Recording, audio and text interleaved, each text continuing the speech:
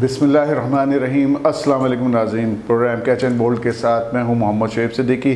नाज़रीन, आज के जो मेहमान हैं वो स्पोर्ट्स से वाबस्ता हैं। स्पोर्ट्स के काफ़ी शोबों में इन्होंने हमेशा महारत के साथ अपनी कारकर्दगी रखी है और कमेंटेटर ये हैं, क्रिकेटर ये हैं, तज्ज़ियाकार ये हैं और सहाफ़ी ये हैं। तो सबसे पहले हम अपने मेहमान से आपका तारुफ़ कराते हैं, अनीसुर रहमान जी। अनीस भाई अस्सलाम वालेकुम। वालेकुम अस्सलाम। अनीस भाई, कितना अरसा हो गया आपको क्रिकेट से वाबस्ता? आपने बेशक बहुत सारी फील्डों में काम करा है, लेकिन क्रिकेट से कब से वाबस्ता है? अगर खेलने की बात करें तो लगभग 45 साल हो चुके हैं। यानी खेलना जब से शुरू किया था और बाकायदा क्रिकेट खेली थी, खिलाई थी, वो तो अभी तक जारी है। ज़ाहिर है क्लब अभी भी चल रहा है और वेटरन क्रिकेट भी अभी तक खेल रहे हैं। लेकिन जब आप बात करते हैं सहाफ़त की या क्रिकेट को कवर करने की, तो ये बाकायदगी से इसका आगाज़ ऑलमोस्ट 1990 से किया मैंने, और रेडियो पाकिस्तान से किया। रेडियो पाकिस्तान का मशहूर तरीन प्रोग्राम आलमी स्पोर्ट्स राउंड अप हुआ करता था। बिल्कुल। इससे बहुत बड़े बड़े सहाफ़ी निकले जो आजकल सुतून बने हुए हैं स्पोर्ट्स का, सहाफ़त का। वो लोग हमारे साथ प्रोग्राम किया करते थे, जिनमें माजिद भट्टी, अब्दुल रशीद शकूर, मिर्ज़ा इकबाल बेग, ये सारे बड़े बड़े नाम हैं जो अब मुख्तलिफ़ चैनल्स की नुमाइंदगी करते हैं। तो ये यानी रेडियो के हवाले से 1990 से शुरू किया और 94 से मैंने अखबारी सहाफ़त शुरू की थी। ठीक। और 94 में आगाज़ मेरा हुर्रियत से हुआ था और उसके चंद महीनों के बाद ही अवाम अखबार निकला था जन ग्रुप का, और उसकी जो डमी थी उस पर भी मैंने काम किया था। ठीक है, ये तो आपने अपने जर्नलिज्म के बारे में बताया। क्रिकेट किस सन में खेली, जो अच्छी क्रिकेट, प्रोफेशनल क्रिकेट? आप कह रहे हैं कि अच्छी खेली, मैंने इतनी अच्छी तो नहीं खेली। पैट्रन्स ट्रॉफी तक खेला है, ग्रेड 2। आपके लेवल तक तो नहीं आया, आपने फर्स्ट क्लास भी खेली और काफ़ी मशहूर भी हुए थे आप अपनी क्रिकेट के हवाले से। फर्स्ट क्लास नहीं खेल सका मैं, पैट्रन्स ट्रॉफी ग्रेड 2 खेली मैंने, और ये बात है गालिबन 2 सीज़न खेले थे मैंने, 90 और 93 में। ठीक। और ये वो दौर है जब मैं इनकम टैक्स डिपार्टमेंट में हुआ करता था। तो पूरे पाकिस्तान की एक इनकम टैक्स की टीम बनती थी। बिल्कुल। और उसमें कराची से 1 या 2 प्लेयर्स जाते थे। उस साल एक प्लेयर गया था और वो था अनीसुर रहमान। और वहाँ जाकर जब हम खेले तो हमारी टीम का कप्तान था, जिसे सारी दुनिया जानती है, अलीम डार। बिल्कुल। अलीम डार हमारी टीम का कप्तान था, इनकम टैक्स की टीम का, और जो इस वक्त ICC जो मौजूदा एम्पायर हैं। जी, मौजूदा अंपायर हैं, बहुत अच्छे क्रिकेटर हैं। बहुत कम लोग ये जानते हैं कि वो अच्छे क्रिकेटर हैं, क्योंकि मैं तो उनके साथ खेला हूँ, इसलिए मैं समझता हूँ कि बहुत ही आला लेवल के क्रिकेटर वो थे। हमारे साथ के प्लेयर हैं तो हम लोग को पता है, लेकिन न्यू जनरेशन जी हाँ, उनको इतना नहीं मालूम है। और जो दूसरे अंपायर हैं इस वक्त, एहसन रजा, जो खासे सेहतमंद नजर आते हैं, जिनके लिए लेकिन वो सेहतमंदी के पीछे राज है, अगर देखा राज है, तो वो हमारे विकेट कीपर हुआ करते थे। तो ये वो मेरे ख्याल में वो राज, वो बुलेट है जो उनकी लगी थी ड्यूरिंग जो श्रीलंका के ऊपर अटैक हुआ था, श्रीलंकन टीम के ऊपर, की बात है, उनको जो बुलेट लगी थी उसके बाद वो सेहतमंद हो गए। बिल्कुल ऐसी ही सूरत हाल है। तो ये 2 जो है नामी गिरामी शख्सियात थी जो हमारे साथ टीम में शामिल थी, और उसी टीम से, इनकम टैक्स की टीम से 2 और बड़े अच्छे प्लेयर खेले थे। एक तो इतना ज़्यादा नहीं खेल सके, आमिर नज़ीर, वो भी सबसे पहला सीजन ग्रेड 2 का इनकम टैक्स से खेले थे। और आमिर नज़ीर बहुत अच्छा बड़ा नाम है। जी, आमिर नज़ीर ने वेस्ट इंडीज़ में अपना डेब्यू किया था और 2 गेंदों खेली थी टेस्ट मैच में, तो वो एकदम लाइमलाइट में आए थे। और एक सीज़न एक और ऐसे प्लेयर ने खेला जिसने पाकिस्तान से बहुत रिकॉर्ड कायम किया, और ग्रेड 2 वो पहली मरतबा इनकम टैक्स से खेले थे, और वो थे मोहम्मद यूसुफ। बड़ा नाम पाकिस्तान क्रिकेट का। एक साल में उन्होंने विविन रिचर्ड्स का जो रन्स बनाने का रिकॉर्ड तोड़ा था, वो आज तक कायम, 1788 रन। ठीक है, आपने टूर बहुत करे, जब आप कमेंट्री करते थे, सहाफ़त करते थे, तो मैंने तो आपकी ज़ुबानी कई सफ़रनामे भी सुने। तो कोई ऐसा मज़ेदार सा कोई सफ़रनामा या सफ़र वाक़या जो कि बड़े लोगों के साथ आप रहे उस दौर के अंदर, ख़ासतौर पे इंग्लैंड के टूर के अंदर, तो कोई नाज़रीन को सुनाइए। तो फौरी तौर पे तो कोई याद नहीं आ रहा, लेकिन मैं ये बताऊँ आपको कि मैंने पहला टूर किया था 1995 में। और 1995 में जब ज़ाहिर एक बड़ा एक्साइटेड होता है आदमी जब पहली दफ़ा कोई चीज़ कर रहा होता है। सहाफ़त मुझे करनी थी, मुझे सहाफ़त में यूनिवर्सिटी में दाखिला नहीं मिला, तो इकनॉमिक्स में दाखिला मिला। सिर्फ 2 नंबर की वजह से, 2 नंबर मेरे कम थे, तो मुझे सहाफ़त में दाखिला नहीं मिला। लेकिन मैंने ये तय किया था कि मुझे करनी है सहाफ़त, जर्नलिज्म करनी है। तो मैंने इकनॉमिक्स में मास्टर्स किया, लेकिन फिर अखबार ज्वाइन किया। और जब पहली मरतबा ये हुआ कि शारजा में टूर्नामेंट हो रहा था, 95 की गालिबन बात है, तो मैंने वहाँ कांटेक्ट किया। तो उन्होंने कहा जी आपको वीज़ा मिल सकता है, लेकिन अगर कल दोपहर 12 बजे तक आप अपने पासपोर्ट की कॉपी भेज दें तो वीज़ा मिल जाएगा। पासपोर्ट मेरे पास एक्सपायर हो चुका है। अब कल का उन्होंने वक्त दिया, तो अब मेरे पास कुछ भी नहीं था कि मैं क्या करूं। तो मैंने एक हमारे दोस्त थे जो सब एडिटर थे अवाम अखबार में, गुलाम अब्बास साहब, तो मैंने उनसे जो है बताई उनको बात। मतलब मेरा कोई इरादा नहीं था कि पासपोर्ट बन सकता है, कि वो 4 घंटे में कोई पासपोर्ट बन सकता है। अगर सुबह 8 बजे भी मैं पासपोर्ट ऑफिस पहुंच जाऊँ, 9 बजे वो खुले, तो 12 बजे तक मैं कैसे शारजा वो पासपोर्ट जो है फैक्स करूँगा, उसके 2 पेज की कॉपी। तो मैंने उनसे जिक्र किया, कहने लगे यार तुम सुबह मेरे पास आ जाओ, 8 बजे आ जाओ। तो मैंने कहा फिर? कहने लगे नहीं बन जाएगा पासपोर्ट, बस अल्लाह का नाम लेके आ जाओ। मुझे 1% भी यकीन नहीं था, लेकिन उन्होंने चूँकि कहा था, मैं फारिग भी था, तो मैंने कोशिश की। मैं पहुंच गया सुबह 8 बजे, घर के पास ही रहते थे वो, उनके घर पहुंच गया। वो साथ हमने टैक्सी की, हम पहुंच गए पासपोर्ट ऑफिस उस आने में मैनुअल बना करते थे। बिल्कुल तो ये वाले नहीं थे, मैनुअल पासपोर्ट बना करते थे। और हर यानी जो आदमी है उनके पास पासपोर्ट जाता था, एक तस्वीर लगाता था, एक प्लास्टिक लगाता था, बिल्कुल इस तरह की सूरत हाल थी। मैं थोड़ा डिटेल में बता रहा हूँ क्योंकि मैं समझता हूँ कि बड़ा इंजॉयबल बात है ये। तो वो जब मैं 9 बजे पासपोर्ट ऑफिस खुला तो हम गए, हमने जाके सीधा डायरेक्टर के कमरे में चले गए। डिप्टी डायरेक्टर जो भी था, पासपोर्ट जो फाइनल साइन करता था उसके पास चले गए। अभी जमा कुछ नहीं कराया, फॉर्म लिया और चले गए उसके पास। उसके जाके उससे रिक्वेस्ट की कि भाई ये मसला है, ये हमारा रिपोर्टर है और इसको आज 12 बजे तक पासपोर्ट फैक्स करना है। कहना जी भाई 12 बजे तक करना है? कहने लगे 12 बजे तक? अर्जेंट भी अगर मैं बनाऊँ तो कम से कम 1 दिन तो लगेगा इसके अंदर।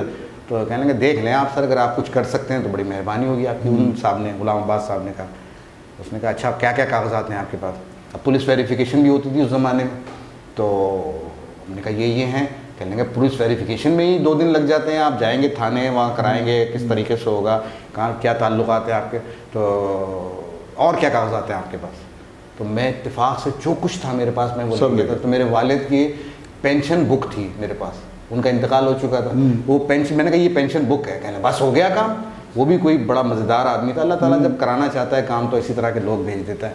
तो उसने कहा बस हो गया काम, इसकी कॉपी कराएं फ़ौरन और ये लगाएं साथ, और ये बस 2 घंटे में बन जाएगा आपका पासपोर्ट। अब आपको जो है ना ये इसकी ज़रूरत नहीं है ये पुलिस वेरिफिकेशन की। मुझे यकीन ना आया कि ये कैसे हो गया। खैर वो जाके हमने वो कॉपी कराई, जमा कराया और एक आदमी के पास खुद गए हम। हालांकि पासपोर्ट ऑफिस के अंदर जाना और अंदर जाना जहाँ के पासपोर्ट बन रहा हो, वहाँ 200 पासपोर्ट ऐसे रखे हुए थे ज़मीन पे, और वो सबको छोड़ के वो सब मेरा ही पासपोर्ट बना रहे थे। जब डिप्टी डायरेक्टर ने उनसे कहा और आखिरी साइन उसने किया, और मैं 12 बजे से पहले टैक्सी करके मैंने वो फैक्स भी कर दिया और वीज़ा आ गया। अगले दिन जुमा था, ज़ाहिर वीज़ा नहीं मिल सकता था। टूर्नामेंट शुरू हुए 3 दिन हो चुके थे ऑलरेडी, मैं हफ्ते को फिर शारजा में था। चले अच्छा, कहाँ आपने ट्रिप करे? हाँ, ये दुबई गया 2-3 दफ़ा, उसके बाद फिर इंग्लैंड गया 99 वर्ल्ड कप में पहली मरतबा। मेरे ख्याल में डॉक्टर शाह भी आपके साथ थे। डॉक्टर शाह को जब मैंने बताया तो उनका कहना ये था, हालांकि ये बड़ी कुछ प्राइवेट सी बात है, लेकिन मैं बताता हूँ कि डॉक्टर शाह से जब मैंने सिर्फ इतना जिक्र किया खुशी में कि मेरा वीज़ा लग गया है इंग्लैंड का और मैं वर्ल्ड कप कवर करने जा रहा हूँ, तो असली शाह स्टेडियम पर ये बात हुई थी। तो उन्होंने मुझे कहा कि आप रुकेंगे यहीं पर, कहीं जाइएगा नहीं, कुछ बताया नहीं मुझे, आप रुकेंगे यहीं पर। थोड़ी देर में वो ड्राइवर जो है उनका आया, मुझे एक चाबी दी उन्होंने। कहने लगे ये लंदन के फ़्लैट की चाबी है, आप जितने दिन वहाँ रहेंगे इस फ्लैट के ऊपर रहेंगे। 1.5 महीने तक मैं वहाँ रहा, तो वो फ्लैट की चाबी मेरे पास थी। नाज़रीन, डॉक्टर मोहम्मद इरशाद एक बहुत बड़ा नाम है स्पोर्ट्स के हवाले से, मेडिसन के हवाले से। क्रिकेट के एक बहुत बड़े लवर थे वो। क्रिकेट मेरे ख्याल में जितना मेरा उनसे ताल्लुक़ रहा है, मैं उनको जानता हूँ, उनसे बड़ा मैंने क्रिकेट लवर नहीं देखा। और ये अनीस बता रहे हैं जैसे कि उन्हें सिर्फ तस्करा करा था और उन्होंने अपने फ़्लैट की चाबी, इवन के इनके ट्रांसपोर्टेशन का मसला भी डॉक्टर मोहम्मद अली शाह ने हल किया। तो डॉक्टर मोहम्मद अली शाह जैसे आदमी रोज़ाना नहीं पैदा होते और अल्लाह ताला उनकी मग़फ़िरत करे। जी अनीस भाई आगे का। हाँ, डॉक्टर शाह के बारे में एक जुमला और बता दूँ, उसमें थोड़ी सी मेरी अपनी तारीफ़ हो जाएगी। तो उनको क्रिकेट की कमेंट्री के मैदान में भी मैं ही लेकर आया। जी बिल्कुल। वो इस तरह हुआ था कि एक इंटर स्कूल टूर्नामेंट था, आपको याद होगा 95 में ही कराया था उन्होंने, और उस इंटर स्कूल का फाइनल होना था। तो मैं और अमीर अकरम उनके पास गया हॉस्पिटल। तो वो जो ऑपरेशन कर रहे थे, खून आलूद, उन्होंने ग्लव्स उतारे और फिर एकदम अचानक मुझ पर हमला किया। मैं कहूँगा, कहने लगे भाई ये फाइनल में करा रहा हूँ, आप बताइए कि कोई ऐसी नई चीज़ मैं क्या करूँ। तो अब मेरे पर अचानक हमला था, वो जो भी मेरे जहन में आया मैंने कह दिया। मैंने कहा आप रेडियो पे कमेंट्री करा लें इसकी। तो इनको एक ऐसा झटका लगा जो मैंने कम ही लगते हुए देखा था उस दौर में रेडियो हाँ, पे उनको commentary। झटका लगा कि ये हो सकता है। मैंने कहा क्यों नहीं हो सकता सर, थोड़े से पैसे खर्च होंगे। मैंने कहा कितने पैसे खर्च होंगे? मैंने कहा 30,000 रुपये। कहना कोई मसला नहीं है, पैसे तो वैसे भी कोई मसला नहीं था उनके लिए। मैंने कहा 30,000 रुपये ठीक है। उन्होंने फ़ौरन राज़ी हो गए, कहने क्या करना है? मैंने कहा चलिए मेरे साथ, मैं सेल्स लेके चलता हूँ, आपको कॉन्ट्रैक्ट करा देते हैं सुबह। तो हम सुबह गए और इत्तेफाक से वो कॉन्ट्रैक्ट 30,000 में ही हुआ। और फिर कमेंट्री हुई। कमेंट्री में मैंने उनको एज ए एक्सपर्ट बिठाया अपने बराबर में और उनसे सवालात करता रहा, टूर्नामेंट क्यों करा रहे हैं, इब्तिदा वहाँ से हाँ, वो नहीं वो करते उसके बाद उन्होंने काफ़ी करते अचानक जब वो मेरा स्पेल ख़त्म होने वाला था तो मेरे कान में कहा क्या मैं कमेंट्री कर लूँ? मैंने कहा बिस्मिल्लाह करें। बस इतना उनका कहना था। उन्होंने कमेंट्री की और उसके बाद पीछे मुड़ के नहीं देखा। वो बहुत बड़े कमेंट्री, इसलिए शायद थोड़ी सी वो रिस्पेक्ट भी करते थे और वो जिक्र करते थे और हमेशा कहते थे कि कमेंटेटर्स जितने भी हैं पाकिस्तान के, आपसे ज़्यादा कॉन्फिडेंस के साथ रेडियो पर कोई कमेंट्री नहीं। अच्छा, बड़े बड़े नाम है उर्दू कमेंट्री के अंदर हमारे यहाँ, आप किससे एक्सपर्ट हैं? देखें, उर्दू कमेंट्री की अगर आप बात करते हैं तो हसन जलील के अलावा कोई दूसरा नहीं हो सकता, क्योंकि उनके पास जो अल्फाज का ज़ख़ीरा, जो मंजर वो पेश करते थे, बिल्कुल। और वो ऐसा लगता था वाकई कि उस ज़माने में रेडियो पे जब कमेंट्री सुनते थे तो ऐसा लगता था वाकई ग्राउंड में बैठा हुआ। एग्जैक्टली। और मैं इसको दूसरे 2 जुमलों में कहता हूँ, इस बात को हमेशा कहता हूँ जब भी कमेंट्री की कोई बात करता है तो रेडियो कमेंटेटर का काम जो होता है वो कानों से दिखाना होता है। बिल्कुल बिल्कुल बिल्कुल। यानी जो भी आप बोल रहे हैं उसके जहन में वो मंजर कशी होनी चाहिए कि भाई गेंद कहाँ गिरी थी, कहाँ गई थी, कैसे खेल रहा था, गेंद किस किस्म की थी, और ये वही बता सकता है। देखिए माहिर तो बता ही सकता है, लेकिन वो बता वो सकता है जिसने मैदान में वक्त गुजारा है। उसको पता है कि यार ये बॉलर जो है वो कौन सी गेंद करना चाह रहा था और कौन सी हो गई इससे, बिल्कुल। और बैट्समैन कौन सा शॉट खेलना चाह रहा था और कौन सा शॉट लग गया, ये खेलने वाला ही बता सकता है जब तक उसका एक्सपीरियंस नहीं होगा। और मुझे ये सिखाया था, ये बात मुझे सिखाई थी हमारे बड़े अच्छे एक प्रोड्यूसर थे अजीम सरवर साहब, जिनका हाल ही में इंतकाल हुआ है। आवाज़ की दुनिया का बहुत बड़ा नाम है। और उन्होंने ये कहा कि तुम कमेंट्री बहुत, एक दफ़ा मैंने उनसे पूछा था, तो हर किसी से मैं नहीं पूछता, मुझे पता है कि किससे पूछना चाहिए ताकि वो जवाब ऐसा दे जो मेरा कोई फ़ायदा भी हो उससे। तो मैंने उनसे पूछा, कहने कि तुम कमेंट्री सही करते हो, अल्फाज भी हैं तुम्हारे पास, सब कुछ ठीक है, लेकिन तुम जब कमेंट्री करते हो तो जो चीज़ तुम्हारे दिमाग में होती है ना एज ए क्रिकेटर, उसको चूँकि तुम्हारे दिमाग में होती है, तुम ये समझते हो कि मैंने बता दी है, अल्फाज में बताना ज़रूरी है। ठीक। जब तक उसको अल्फाज में नहीं ढालोगे ना उस चीज़ को, दिमाग में तो तुम्हारे है कि ये गेंद यहाँ गिरी थी, लेकिन उसको डिस्क्राइब नहीं कर पाते। तो ये उन्होंने ऐसी बात बताई थी जिसके बाद मैंने कॉन्शियसली इस पर जोर दिया कि भाई वो जो कुछ मैं जहन में है, मुझे पता है ये गेंद आउट स्विंग फेंकी थी उसने, अब वो ड्राइव करने गया, वो बीट हुआ, लेकिन आप ये बताओ तो कि गेंद गिरी कहाँ, बाहर निकली, उसने शॉट खेलने की कोशिश की, ये अल्फाज में बताओ ताकि सुनने वाले को पता चले, वो देख थोड़ी रहा है। ठीक है। अच्छा, कॉम्पिटिटर कौन कौन आए आपके सामने? कॉम्पिटिटर तो बहुत सारे आए। देखें, मिसाल के तौर पे अब आप चाह रहे हैं कि नाम लूँ तो लेना पड़ेगा, लेकिन मैं एक बात, कॉम्पिटिटर तो अच्छी बात है ना, कंपटीशन हो रहा है, पॉजिटिव हो रहा हो तो बहुत अच्छा है। एग्जैक्टली। लेकिन हमारे तो लोग नेगेटिव, देखिए हमारे तो है रीत के नेगेटिव लोग ज़्यादा चले जाते हैं, तो मैं उसी हवाले से बात कर रहा हूँ। चले उस हवाले से मैं दूसरी, ताकि पता लगे कौन कौन लोग थे आपके साथ। हाँ, नहीं, एक डिफरेंट बात मैं आपको ये करता हूँ कि मैं हमेशा से ये कहता हूँ क्योंकि मेरा ताल्लुक खुद प्रोडक्शन की फील्ड से, रेडियो प्रोडक्शन की फील्ड से, और जो प्रोड्यूसर होता है ना, वो आप यकीनन मेरी बात से एग्री करेंगे, वो एक बुजुर्ग की तरह होता है, एक बाप की तरह होता है।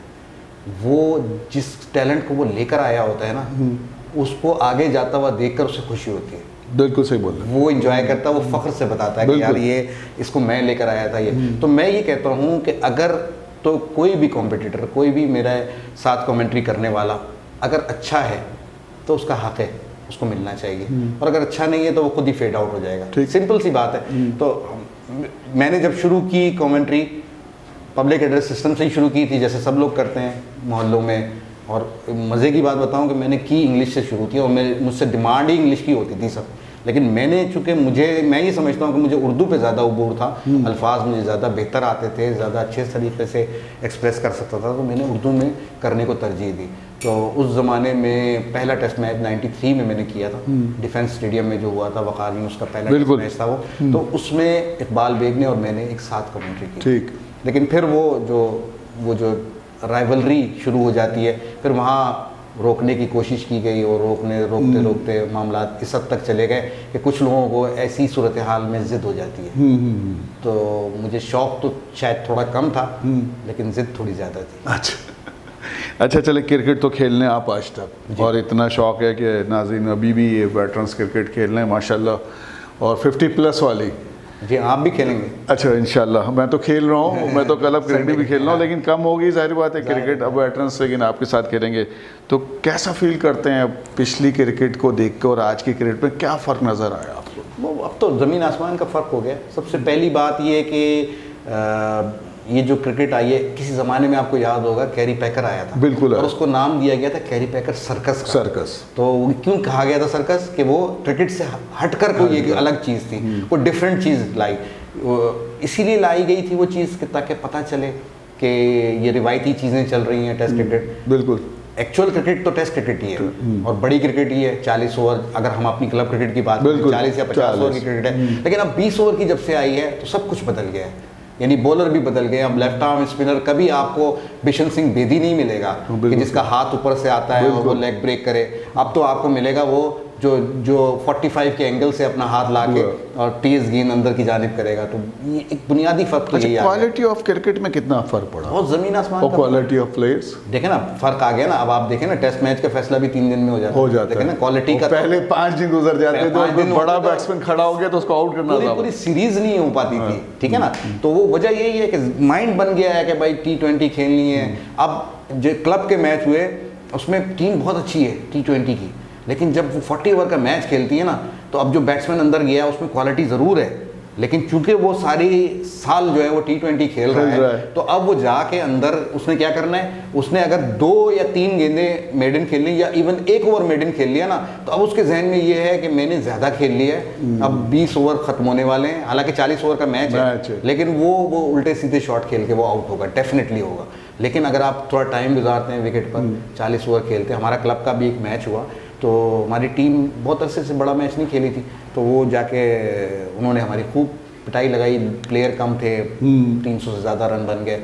मैंने बाहर आके सिर्फ एक पॉइंट पे अपनी टीम को कहा, 11 प्लेयर जो थे, मैंने उनको कहा मैंने कुछ भी नहीं करना, आपने सिर्फ 40 ओवर पूरे खेले। मैच हम नहीं जीतेंगे, ये 40 ओवर आपने खेल लिया, मैं समझूंगा आपने टारगेट पूरा कर लिया। हमने 40 ओवर खेले, 5 खिलाड़ी आउट हुए, 240 रन बनाए, बस ठीक है। थैंक यू अनीस, आप आए आज प्रोग्राम में। नाज़रीन, आज का प्रोग्राम इस वजह से डिफरेंट है कि आज के प्रोग्राम में हमारे जो मेहमान हैं अनीस भाई क्रिकेटर भी हैं, कमेंटेटर भी हैं, सहाफ़ी भी हैं, और उनकी बातों को आपने एंजॉय करा होगा। अगले प्रोग्राम तक के लिए इजाज़त दीजिए, खुदा हाफ़िज़।